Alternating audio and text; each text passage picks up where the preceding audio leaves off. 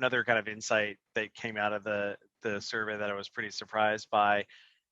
We all kind of talk about personalization and how it's like the key to ABM, and provides better results, and people like to talk on LinkedIn about their ABM plays and so on and so forth.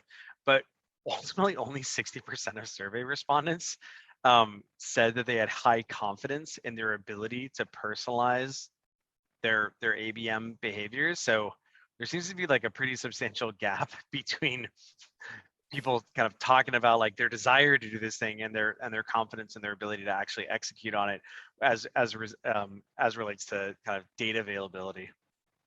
Yeah, and I'm sure like you or like you have seen over the past 5 to 10 years the momentum around ABM ramp up, and it's the textbook story, right? You target your accounts, and depending on how you do that, whether it's data driven and sometimes it's like the most important salesperson in the room defines who the ABM targets are, and then it's great. I'm going to go out and personalize everything for them, right?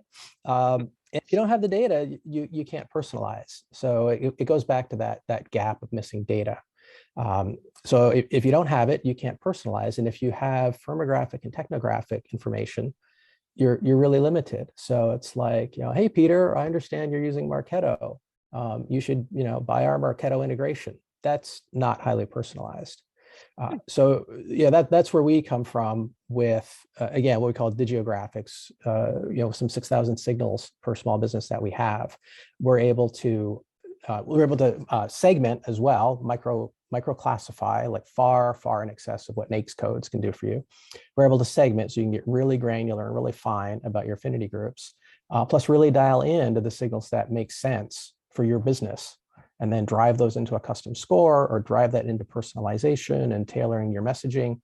And again, we think that's what's really enabling true personalization, right? All the data, complete data set for all your accounts, and then drive that into proactive outbound messaging and targeting, and also use that on your sales discovery calls. For us, we talk about the URL, and some of our customers say, well, I don't care about the URL so much. But if you're going to be launching outbound ABM campaigns, most of those platforms, they want to know the domain name of the business that you're targeting.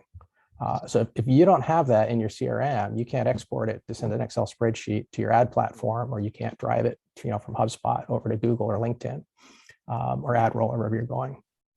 And if you don't have that URL, when your sales rep pops up a screen, they don't have that to be able to go and drill down and kind of, what's the current news? What's the latest on their situation before I call? Because we also know your discovery calls are more effective when you have the most current context and situation about the prospect when you go into the call.